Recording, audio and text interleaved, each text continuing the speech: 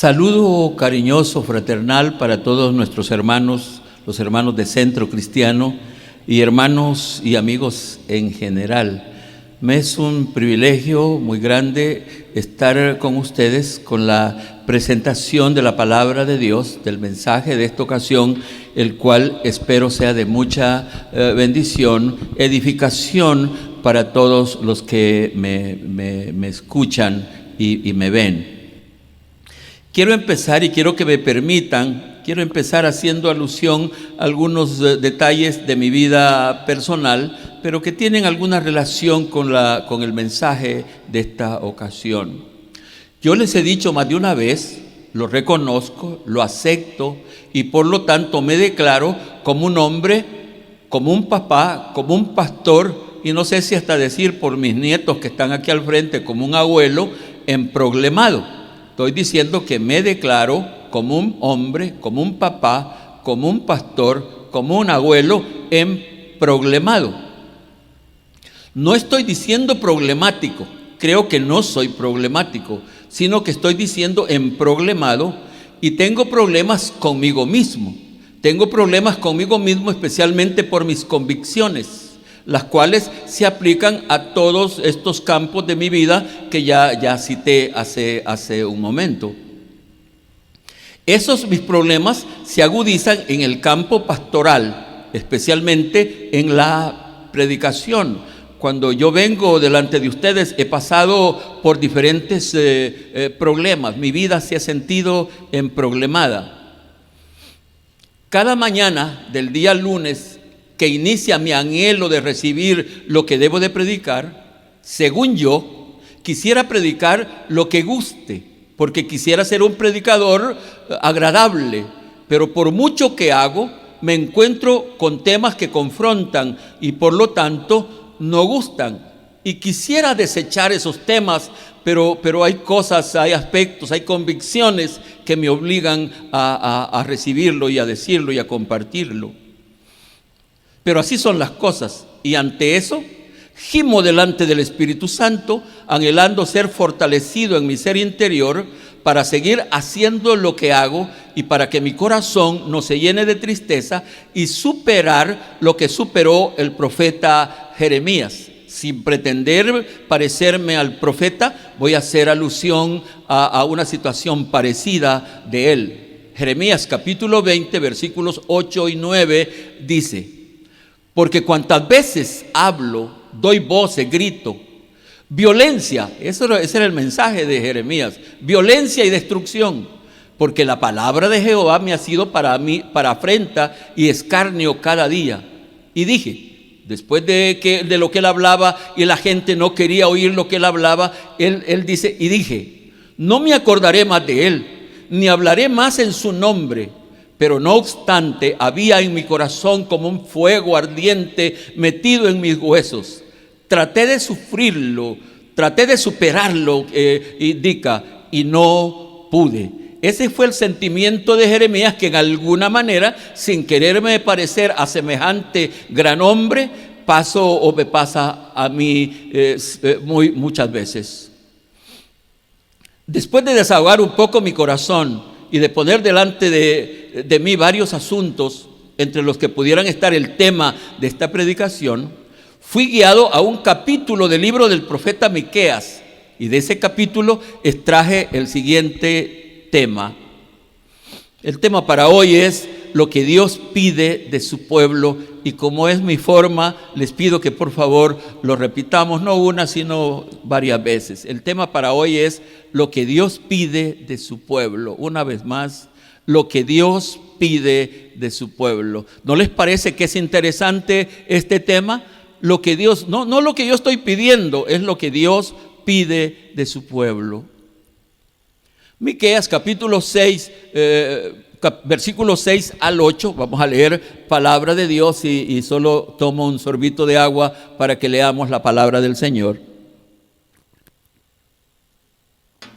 Miqueas capítulo 6, versículos 6 al 8 dice: ¿con qué me presentaré ante Dios y adoraré al Dios Altísimo?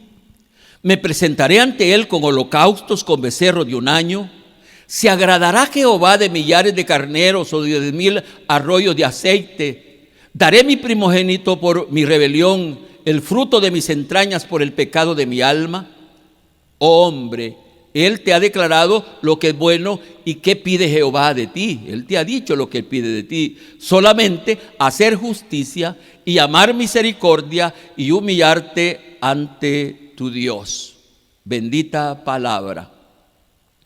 Antes de entrar a comprender el pasaje, comprender y explicar el pasaje, quisiera referirme al contexto histórico del pasaje leído, lo cual pienso nos va a ayudar a la comprensión. Algunos recordarán que frecuentemente yo hago alusión a la nación judía usando varios y diferentes calificativos. Por ejemplo, yo digo que Israel es como el hermano mayor de la iglesia. Y en la predicación anterior dije que sobre la faz de la tierra solo hay dos pueblos a los que Dios ama con amor especial, los cuales son Israel y la iglesia. Y agregué, yo pienso que la iglesia y cada creyente en particular hace más que bien en leer con atención, concentración y hasta con desesperación la historia de Israel, para aprender de las experiencias de este y no pasar por las penas que ese pueblo pasó y está pasando hasta el día de hoy. Creo que es apropiado que leamos el Antiguo Testamento para sacar lecciones. Es en ese sentido que hoy están delante de nosotros 3 versículos del capítulo 6 de Miqueas que hacemos más que bien analizar con atención para sacar las lecciones pertinentes. Como es de comprender, este pasaje fue para el pueblo de Israel allá por el siglo VIII antes de Cristo. Pero dado a las actitudes parecidas entre Israel de aquella época y la iglesia de hoy, el mensaje de Miqueas cobra actualidad. Para esta época de Miqueas, la condición espiritual y moral, tanto del reino de Judá como de Israel o Samaria, eran tan deplorables que el Señor Jehová se declara en pleito con ellos. Y aquí es donde están las cosas que a mí me molestan en mi condición de predicador y de pastor, porque la mayoría de los creyentes no entendemos que hay circunstancias en las que nos ponemos en pleito con Dios. En este caso con el Señor Jehová, y en el caso nuestro nos ponemos en pleito con el Espíritu Santo. Miqueas capítulo 6 versículo 2 dice: oíd montes y fuertes cimientos de la tierra, el pleito de Jehová. Es decir que figuradamente deberían los montes y los cimientos de la tierra oír, pero lo que él quería era que a la gente oyera el pleito, oír el pleito de Jehová. Porque Jehová tiene pleito con su pueblo y altercará con Israel. Por supuesto que esta es la situación más lamentable que puede haber. Podemos pelear con quien sea, aunque no es bueno hacerlo, pero no debemos ponernos en pleito con el Señor Dios. No podemos ponernos en pleito con el Espíritu Santo. Al comprender el profeta aquella situación y las consecuencias que podía traer, el profeta está imaginando qué pasará con esto que Israel, el pueblo de Dios, está en pleito con Dios, con el Señor Jehová. El profeta toma una actitud de desesperación al punto que está dispuesto a actuar en manera extrema, y así lo dice en el versículo 8 del capítulo 1. Dice esta cita: por esto lamentaré. Eso es lo que el profeta se compromete al ver que el pueblo está en pleito con Dios. Dice, por esto lamentaré y aullaré. Comprendemos el vocablo aullaré. Se pone en el lugar de un perro, de un animal que aúlla cuando está en desesperación. Y dice, y andaré despojado y desnudo. Fíjese lo que el profeta, esto lo hizo. El profeta se quitó la ropa y anduvo por las calles para que en esa manera el pueblo le prestara atención. Haré aullidos como de chacales y lamento como de avestruces, porque el profeta estaba comprendiendo la situación a la que el pueblo estaba cayendo. Y estoy hablando solamente de la relación histórica que tiene el pasaje que vamos a considerar en un momento. Desde aquí aparecen las lecciones a aprender, la aplicación de lecciones para nosotros. Esa es la actitud que deberíamos tener todos aquellos que hemos sido puestos delante de una congregación. Al ver la situación espiritual y moral en la que estamos cayendo, los hombres de Dios deberíamos aullar como que si fuéramos chacales en desesperación, porque la situación espiritual en la que estamos llegando es una situación que demanda que los siervos, que los hombres de Dios tomemos semejante actitud.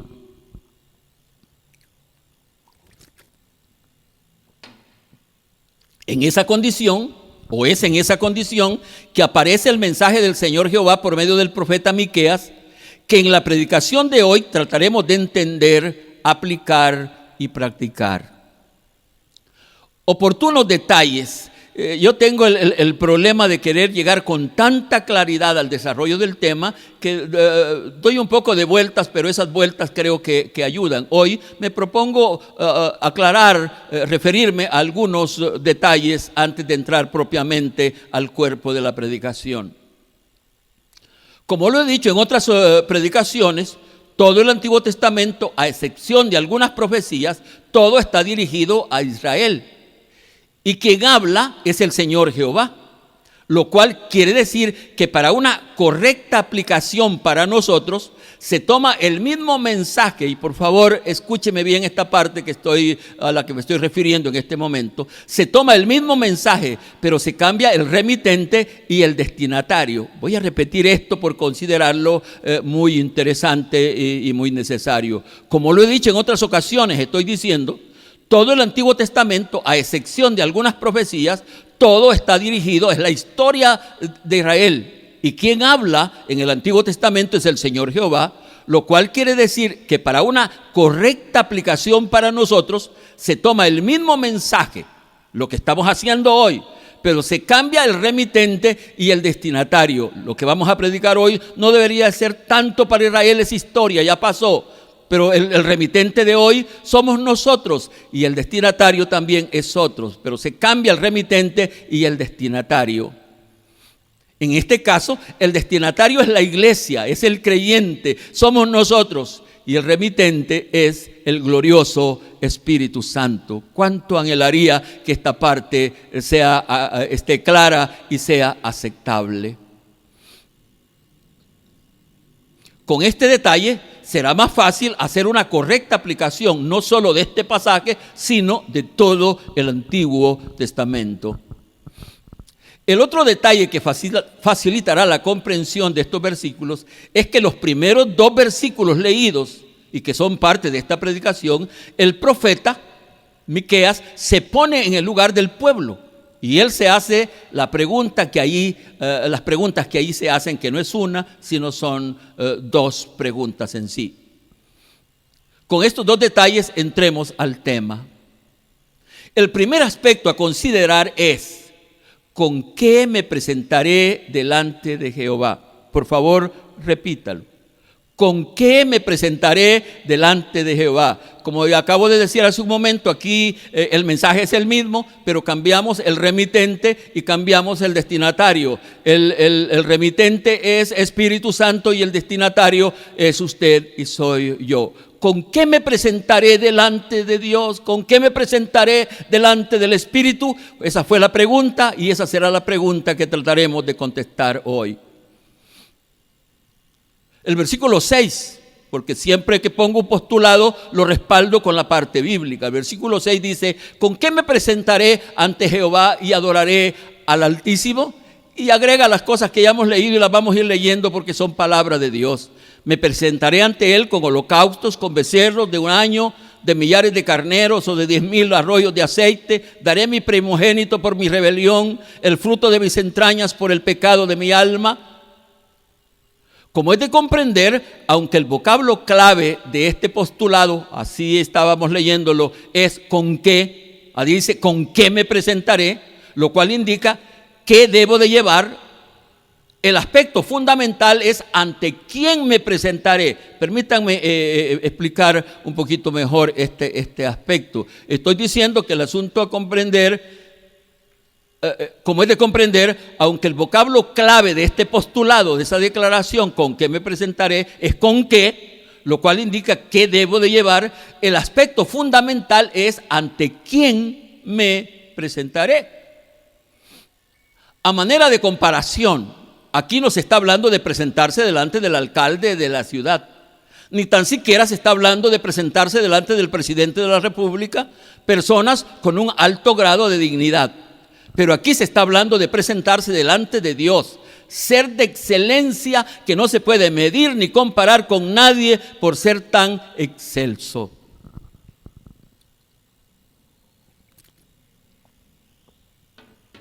Mi emoción en algunos detalles es tan fuerte que mi garganta se seca más luego. Lamentablemente, quizás por incorrecta interpretación de algunos versículos de la Biblia, nosotros vemos el presentarnos delante de Dios como algo que podemos hacer sin ningún respeto, sin ninguna reverencia, olvidando que no estamos delante que estamos delante del ser que no tiene dignidad. Dios no tiene dignidad, sino que es digno en todo el sentido de la palabra. Yo espero que lo aceptemos así. Dios no tiene dignidad, el Espíritu Santo no tiene dignidad. Es digno en todo el sentido de la palabra. Cuando ya tenemos comprensión de ante quién nos vamos a presentar, ya podemos hablar de con qué me presentaré. Es decir, qué debo de llevar al presentarme delante de Dios. En la respuesta de una prematura pregunta, es decir, una pregunta antes de tiempo y de antes de aplicación sobre qué debemos llevar al presentarnos delante de Dios, nosotros ya estamos descalificados. Si la pregunta anticipada es ¿con qué me voy a...? Nosotros ya estamos descalificados. Porque la mayoría de nosotros, cuando pensamos que nos presentamos delante de Dios, no llevamos nada. Y hasta hay una cancioncita que así lo dice. Y lo que queremos es pedir, es recibir, olvidando que para recibir primero tenemos que dar. Los judíos sí sabían que al presentarse delante del Señor Jehová tenían que llevar, pero lamentablemente lo que llevaban estaba contaminado. No estaban llevando lo que le agradaba al Señor Jehová. Y Miqueas se pregunta, ¿me presentaré ante Él con holocausto, con becerros de un año, con millares de carneros o 10,000 arroyos de aceite? ¿Daré mi primogénito por mi rebelión, el fruto de mis entrañas? ¿Con qué me presentaré? Los judíos se presentaban delante del Señor Jehová llevando tiernos becerros y muchos carneros y mucho aceite, pero el asunto es que el Señor Jehová no quería eso. Y no quería eso no porque no fuera lo que Él les había pedido inicialmente, sino porque habían perdido el sentido, la adoración, el amor, la fe con lo que se debían de presentar delante de Dios. Porque ya vamos a hablar, eso era lo que Él había pedido, pero ellos habían perdido el sentido. Muy parecido a lo que nos pasa a nosotros. Ya estoy hablando de nosotros. Estoy hablando de los que pensamos que nos presentamos delante del Espíritu Santo, que nos presentamos que nos preocupamos por lo exterior y no por lo interior. Nos preocupamos por las palabras y algunas veces mientras oramos hablamos de excelentísimo Señor Dios y nos preocupamos por las palabras. Y que cuando traemos algo, algunas veces traemos algo, algunos hermanos llevan flores al altar o alguna ofrenda especial, lo que queremos es comprar algunas bendiciones y cubrir algunos pecados. Eso es muy común en el día de hoy, cuando estos, particularmente los que hablan de la prosperidad, dicen: usted quiere tener más dinero, traiga esto y usted va a recibir más, apartado de todo el sentido de con qué debemos presentarnos al Señor. He aquí algunas recomendaciones bíblicas de cómo presentarnos delante del Señor. Segunda Timoteo, Pablo escribiendo a Timoteo, segunda Timoteo 2:15 dice, y me gustaría que este versículo tratáramos de leerlo con los mínimos detalles de puntuación. Dice: procura con diligencia presentarte a Dios aprobado, como obrero que no tiene de qué avergonzarse, que usa bien la palabra de verdad. Por mucho tiempo este versículo yo lo leía mal. Yo lo leía, procura con diligencia presentarte a Dios, y ahí ponía la coma, aprobado como obrero, pero no se lee así. Procura con diligencia presentarte a Dios aprobado. Yo debo, al ir a presentarme a Dios, ya debo de ir aprobado como obrero, y esta otra parte están casi directamente dedicadas a nosotros los que servimos al Señor, aprobados como obrero, que no tiene de qué avergonzarse y que usa bien la palabra de verdad. 1 Timoteo 2:8 dice: quiero pues que los hombres oren en todo lugar, levantando manos santas. Estoy hablando de cómo debemos presentarnos a Dios, qué debemos de llevar cuando nos presentamos a Él. A Él dice: manos santas, sin ira ni contienda. Espero que ya tengamos alguna claridad de cómo o con qué nos debemos de presentar delante de Dios. Estamos contestando el tema ¿qué pide Dios de su pueblo? Y estamos en ese proceso. El segundo aspecto a considerar es: ¿se agrada Jehová con lo que me estoy presentando? ¿Se agrada Jehová cómo me estoy presentando y con lo que estoy llevando? ¿Se agrada? Esa era la pregunta que se hizo y es la pregunta que se hace para el día de hoy. El versículo 7 dice: ¿se agradará Jehová de millares de carneros o 10,000 arroyos de aceite? Daré mi primogénito. Ya hemos leído varias veces esta parte. Este asunto de agradar es más importante de lo que suponemos y nos imaginamos, inclusive en las relaciones humanas. Es importantísimo, inclusive en las relaciones humanas. Creo que todos hemos sido desilusionados. Yo me estaba acordando de algunos aspectos puntuales. Creo que todos hemos sido desilusionados cuando hemos hecho hasta un sacrificio para darle algo a una persona que apreciamos con el propósito de agradar. Pero lamentablemente lo que llevamos no era lo que la persona quería. No sé cuántos de ustedes están imaginando que quisieron un sacrificio. No voy a comer esto porque le quiero llevar a alguien, a la esposa o al esposo o lo que sea. Le quiero llevar algo así bonito, y cuando se le entrega uno a la persona lo ve así con un poquito. Y esto es lo que es triste cuando lo que uno lleva no agrada a la persona que quiso agradar. Algunos de ustedes están riendo y pensando: me pasó a mí varias veces. Aquí estaban los judíos llevando sus becerros, sus carneros y su aceite, y la pregunta que se hacía el profeta era: ¿se agrada el Señor Jehová con esto? Y por supuesto que la respuesta fue que no se agradaba, y vamos a ver por qué no se agradaba. ¿Y por qué sería que el Señor Jehová había dejado de agradarle aquello que Él mismo les había pedido que llevaran? Porque esto es lo raro. Esas ofrendas el Señor le había pedido que las llevaran, pero hoy no le agradaban. ¿Por qué sería? Y la razón era porque los judíos habían dejado de seguir el mandamiento y especialmente el propósito de aquello, porque las cosas de Dios todos tienen un propósito. Usted va al culto, hay un propósito. Usted lee la Biblia, tiene un propósito. Usted lee la Biblia para saber y no para aplicarla a su vida. Usted se ha apartado del propósito de Dios.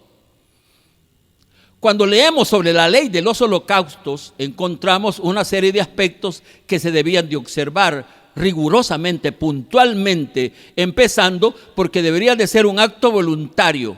Los animales a ofrecer serían sin defecto y que dependía de la condición económica de la persona. Si una persona tenía plata, debería de llevar no uno, varios corderos, varios becerros, pero si una persona era pobre, bastaba que llevara 2 tórtolas, 2 palominos, y esa era su ofrenda. Pero aquí las cosas habían cambiado. Los judíos por su lado traían y ofrecían aquellos animales que eran de inferior condición, y los que más tenían, los que tenían plata, venían trayendo poco y lo inferior, y de paso lo hacían como una tradición, como una costumbre, y las cosas espirituales no deben de ser por costumbre y por tradición. Las cosas con nosotros no son diferentes. Cuando nos presentamos delante de Dios, son iguales. Debemos de, si no se nos pide que traigamos corderos, pero se nos pide que vengamos con otras cosas, primero con un corazón contrito y humillado, lo cual vamos a ver más adelante. Estoy diciendo que las cosas con nosotros no son diferentes. Los alentados, fíjese cómo son las cosas. y estoy hablando de nosotros. Los alentados no quieren servir al Señor y esperan estar enfermos para querer hacerlo. ¿Cuántos están de acuerdo conmigo? Uno está alentado y no quiere servir porque uno espera. Cuando uno está enfermo, yo sé de muchas personas cerca de mí que han estado enfermas y han prometido las familias y hemos prometido todos, vamos a hacer esto, porque está enfermo para querer hacerlo, lo cual también indica que no lo harán porque estarán enfermos. Estoy diciendo de los alentados que esperamos estar enfermos para querer servir al Señor, lo cual indica que no lo haremos porque ya estaremos enfermos. Y le voy a dar otros ejemplos más contundentes. Los jóvenes no quieren servir al Señor porque están esperando estar ancianos para hacerlo, lo cual indica que no lo harán porque ya estarán ancianos. Los jóvenes no quieren servir al Señor, olvidando que el mejor tiempo para servir al Señor es cuando la gente está joven. Después vienen tantos dolores que cuesta un poquito más hacerlo. Sin embargo, debemos de hacerlo. Los pobres y sin trabajo no quieren servir al Señor porque son pobres y no tienen trabajo y están esperando hacerlo cuando tengan recursos y trabajo, lo cual indica que no lo harán porque no tendrán tiempo para hacerlo porque ya tienen trabajo. Esa ha sido una triste experiencia para Centro Cristiano en varios casos. Hemos tenido jóvenes en su proceso de ser profesionales y por ser profesionales o estar estudiando no pueden servir al Señor y están esperando ser profesionales, y cuando son profesionales ya no pueden servir al Señor porque sus trabajos no les permiten hacerlo. Así somos nosotros, esa es la situación triste de nosotros. Uno de los problemas más comunes que hay en la iglesia de hoy es la llegada tarde a los cultos, ¿verdad que sí? Lo cual no es así para ir al trabajo y hasta para asistir a sus reuniones sociales. Ahí somos puntuales. Un matrimonio, la gente llega primero para los primeros asientos, pero las llegadas al culto, ese es un problema quizás universal, no sé de otros países, pero del nuestro sé. Cada vez que salgo o con la iglesia nuestra, la gente le cuesta venir a la hora, y aquí somos un poco rigurosos para pedirles que lo hagan, pero no estamos teniendo éxito. Y la pregunta es, ¿se agrada el Espíritu Santo con eso? Claro que no. Y de paso, cuando estamos en dificultades, esperamos que nos responda, que nos ayude. Espero que ya tengamos alguna claridad de cómo y con qué se agrada el Espíritu Santo cuando nos presentamos delante de Él. El tercer asunto a considerar es: ¿qué pide Jehová de ti? Le ruego que lo repita. Este es el tercer aspecto del pasaje. ¿Qué pide Jehová de ti? No se olviden del tema, ¿qué pide Dios de su pueblo? Y hoy estamos viendo qué pide Jehová de ti. Dicho de otro modo, ¿qué quiere que hagamos para que lo agrademos? Porque al fin y al cabo, el asunto es con qué lo agradamos. No es tan importante lo otro, sino con qué lo agradamos. Y el versículo 8 lo habla puntualmente. Oh, hombre, Él te ha declarado lo que es bueno y que pide Jehová de ti. Solamente, solamente hacer justicia y amar misericordia y humillarte ante tu Dios. 3 cosas que pide Dios para su pueblo. El primer aspecto a considerar al respecto es el sentido personal e individual. Cuando yo estoy leyendo el versículo, me llama mucho la atención el sentido personal e individual del versículo. Hombre, no dice hombres. Y sigue diciendo, Él te ha declarado lo que es bueno y que pide Jehová de ti. No dice de ustedes, dice de ti. Aunque el mensaje es para el pueblo, el Señor Jehová quiere tratar con cada persona en particular. Este no es asunto de tu papá o de su marido o del pastor o del tío o del abuelo, sino que es asunto suyo. Dios quiere tratar con usted así como quiere tratar conmigo en este momento y a través de esta predicación. Por otro lado, el asunto está claro. No debe de haber duda. ¿Y cómo es que yo lo agrado al Señor? No conoce el corazón de Él, ni está leyendo la Escritura. No debe de haber dudas ni confusión. El Señor Jehová ha sido claro y ha declarado lo que quiere para que se le agrade. Y aquí encontramos 3 aspectos.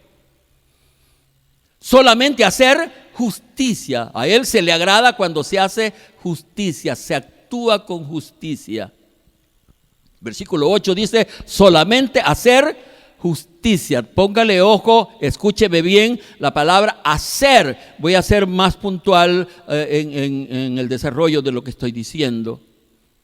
Pero ¿qué significa justicia y por qué a Dios le agrada la justicia? ¿Qué significa y por qué a Dios le agrada la justicia? Vamos a iniciar por qué a Dios le agrada la justicia y quizás la respuesta más correcta sea porque Él es justo y por eso quiere que sus hijos sean justos y practiquen la justicia, lo cual a mi manera de ver tiene toda la razón, Yo estoy pensando que a Él le agrada la justicia porque Él es justo y porque quiere que sus hijos también sean justos o practiquen justicia y por eso le agrada la justicia y tiene toda la razón. Cuando Dios encuentra a una persona con algún nivel de justicia, su corazón se regocija porque es una persona en la que se está restaurando su imagen en Él. Lo voy a repetir.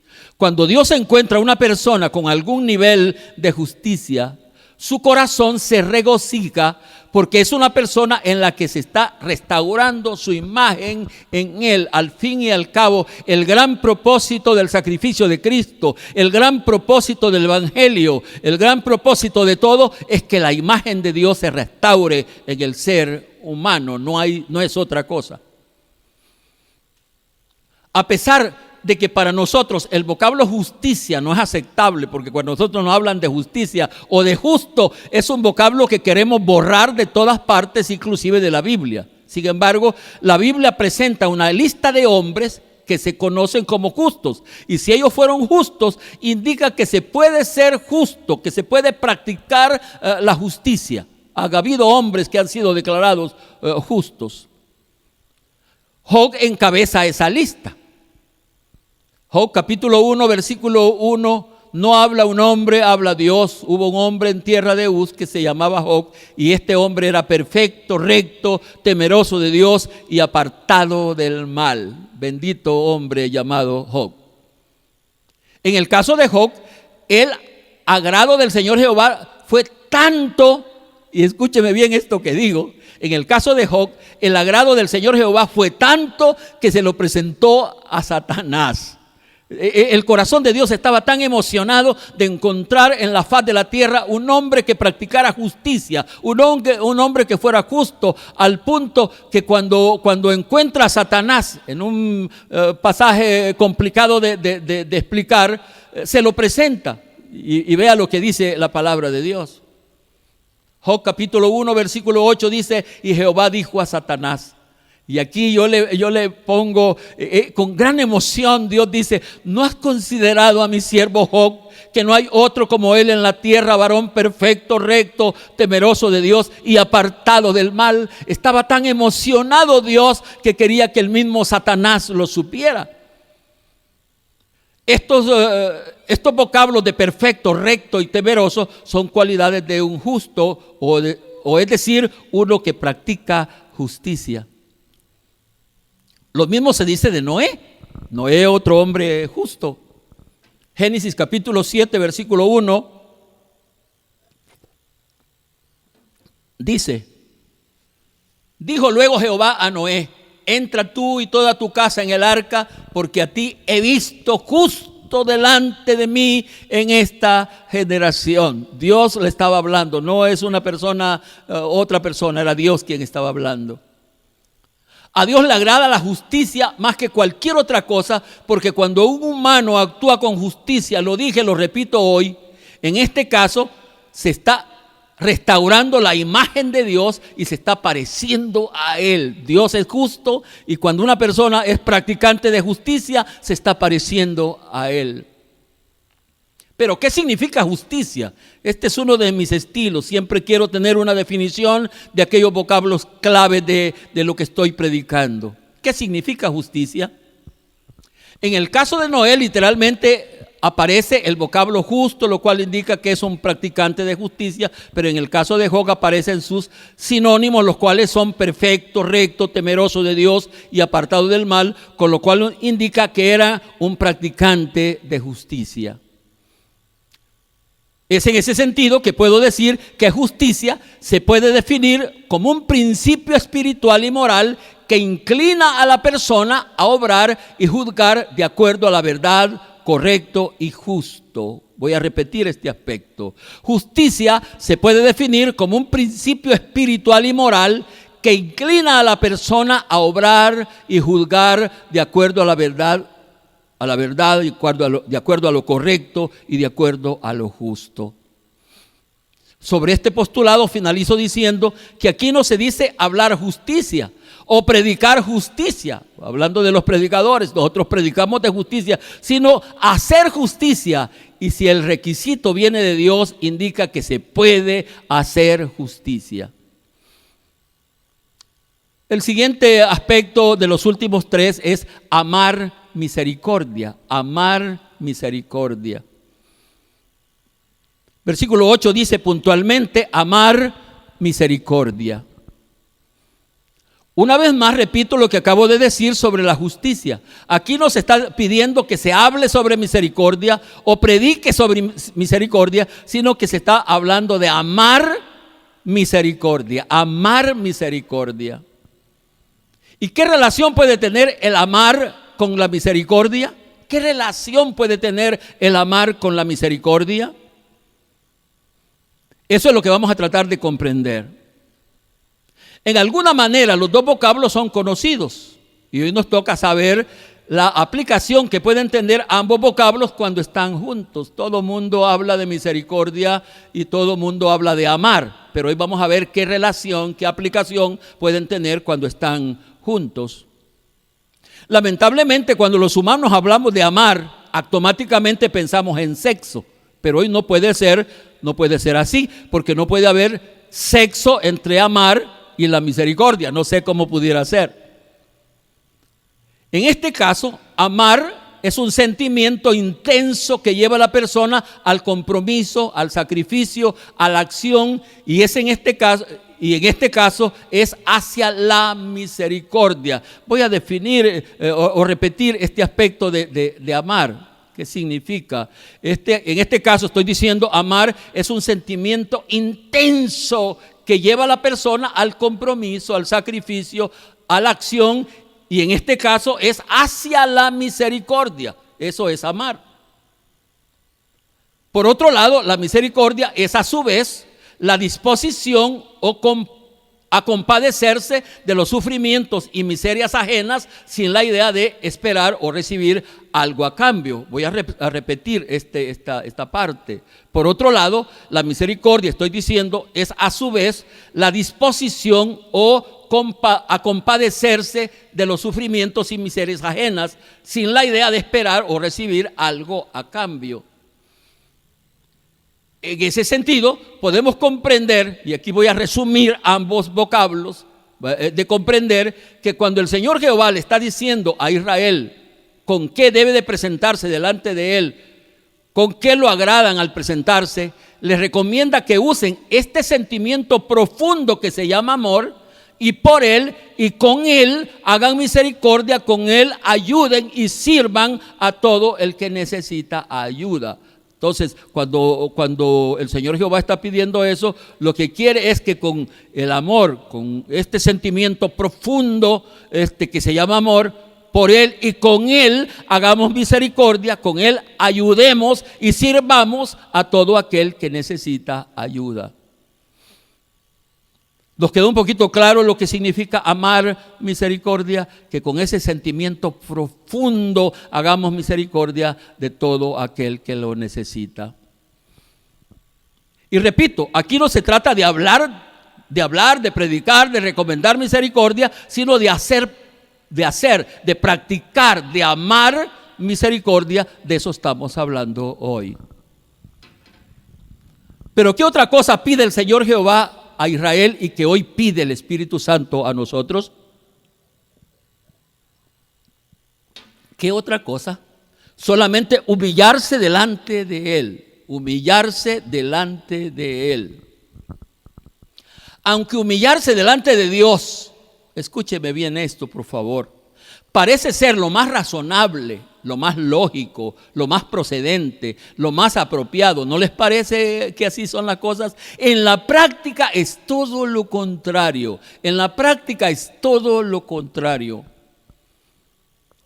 En cada ser humano hay un virus más aferrado y dañino que el COVID-19, que se llama rebelión, y los humanos somos rebeldes sin causa. Escúcheme bien, en cada ser humano hay un virus más poderoso, más aferrado, más dañino que COVID-19, que se llama, ese otro virus se llama rebelión, y los humanos somos rebeldes sin causa. Isaías 1:2 dice: oí cielos y escucha tu tierra, porque habla Jehová, crié hijos y los engrandecí, y ellos se rebelaron contra mí. La rebelión es parte de la humanidad. Segunda Crónicas 37 dice: no seáis como vuestros padres y como vuestros hermanos, que se rebelaron contra Jehová, el Dios de sus padres. Él los entregó a desolación, como vosotros veis. Dios sabe, el Espíritu Santo sabe que la madre de todos los pecados habidos y por haber es la rebelión, y la única actitud que puede controlar la rebelión es la humillación. Y se debe de comprender que la humillación debe de ser una actitud voluntaria y personal, y por supuesto es exclusiva delante de Dios. Lamentablemente los seres humanos somos más fáciles a humillarnos delante de la gente, delante de las circunstancias, que delante de Dios. Hoy estamos humillados ante este coronavirus y somos más propensos, más fáciles a humillarnos ante las personas y ante las circunstancias. Lo aceptamos. La humillación tiene, y escúcheme bien esta parte, muy interesante, la humillación tiene dos direcciones. Por un lado, al humillarnos debemos de ver hacia Dios. La humillación es ante Dios. Y por otro lado, debemos de vernos a nosotros mismos. La humillación es ante Dios y ante nosotros mismos. Tiene dos direcciones, estoy diciendo. Mirando hacia Dios. ¿Por qué debemos de humillarnos delante de Dios? No solo porque Él lo demanda, sino porque Él lo merece. Él lo merece. En la humillación reconocemos quién es nuestro Dios. ¿Quién es nuestro Dios? En ese reconocimiento debemos de tener en mente lo que Dios hace, su inmenso poder, hacedor de maravillas, pero especialmente debemos de tener en mente lo que Él es, lo que Él es. La humillación es por lo que Él es. Sobre lo que hace, algunos aspectos sobre lo que hace. Lo que hace está a nuestro alcance, en nuestro conocimiento. Primera Crónica 29:11 dice: tuyo es, oh Señor, la grandeza y el poder y la gloria y la victoria y la majestad. En verdad, todo lo que hay en los cielos y en la tierra, tuyo es el dominio, oh Señor, y tú te exaltas como soberano sobre todo. Y el pueblo debe decir amén. Esa es la grandeza de nuestro Dios. Salmo 136:4 dice: al único que hace grandes maravillas, porque para siempre es su misericordia. Y este salmo en lo particular a mí me agrada leerlo, porque en cada frase que reconoce la grandeza de Dios es seguido porque para siempre es su misericordia. Apocalipsis 15:3-4 dice: grandes y maravillosas son tus obras. Y este versículo pudiéramos inclusive cantarlo. Señor Dios Todopoderoso, justos y verdaderos son tus caminos, Rey de los santos. ¿Quién no te temerá, oh Señor, y glorificará tu nombre? Pues solo tú eres santo, por lo cual todas las naciones vendrán y te adorarán, porque tus juicios se han manifestado. Sobre lo que somos, Pero también debemos, al estar humillados delante de Dios, debemos de ver lo que somos. Pero también debemos de tener en mente lo que nosotros somos. Aspecto que tiene que ver con nuestro interior, sitio donde se origina la rebelión. Y por eso es allí donde debe de realizarse también la humillación. Todos los hombres de Dios, ante su grandeza, ante la grandeza de Dios, han reconocido su insignificancia, y entre esos hombres destacan dos. Decir, todos los hombres de Dios lo han hecho, pero hay dos que a mi manera de ver aparecen muy en forma más puntual. Me refiero a Job y a David. Veamos a Job en primera instancia. Job capítulo 7, versículo 17 dice: ¿qué es el hombre para que lo engrandezcas y para que pongas sobre él tu corazón? Él está hablando de sentirse mínimo. Job 44, 5 dice: he aquí, yo soy vil. ¿Qué te responderé? Mi mano pongo sobre mi boca. Una vez hablé, más no responderé. Aún 2 veces más no volveré a hablar. Está delante de Dios y él no quiere hablar. Él se considera incapaz, impotente de hablar porque está delante de Dios. Job 42, 6 dice: por tanto me aborrezco y me arrepiento en polvo y ceniza, porque estaba delante de Dios. Hoy veamos a David, y en el caso de David hay un detalle curioso, y es que repite algunos conceptos que Job ya ha dicho en los versículos anteriores. Salmo 8:4 dice: digo, ¿qué es el hombre para que tengas de él memoria, y el hijo del hombre para que lo visites? Repitiendo las palabras de Job. El Salmo 51 recoge exactamente el sentimiento de humillación de David, y de este salmo vamos a extraer varios versículos. Versículo 3: porque yo reconozco mis rebeliones y mi pecado está siempre delante de mí. Contra ti solo he pecado y he hecho lo malo delante de tus ojos, para que sean reconocidos justo en tu palabra y tenido por puro en tu juicio. He aquí, en maldad he sido formado y en pecado me concibió mi madre. Él reconoce su condición, porque no quiere sacrificio que yo lo daría, no quieres holocausto. Los sacrificios de Dios son el espíritu quebrantado, al corazón contrito y humillado no despreciarás tú, oh Dios. Bendita palabra. Entonces, y estoy acercándome al final de esta predicación, entonces, ¿qué pide el Espíritu Santo del pueblo de Dios? El pedido del Señor Jehová para Israel es el mismo que el Espíritu Santo le hace a la iglesia en el día de hoy. ¿Y cuál es ese pedido?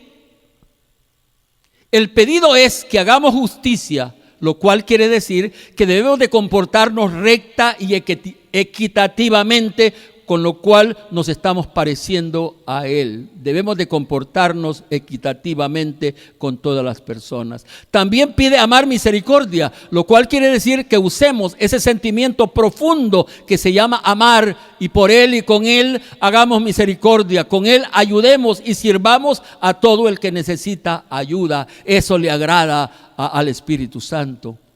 Y finalmente pide humillación, lo cual quiere decir que al venir delante de Dios debemos de reconocer su grandeza, su señorío, pero también debemos de reconocer nuestra pequeñez y nuestra insignificancia. Y cuando así nos presentamos delante de Dios, entre otras muchas cosas, podemos ser, número 1, podemos ser perdonados, podemos agradarle a Él, y también puede ser sanada nuestra tierra, lo cual también es nuestra oración.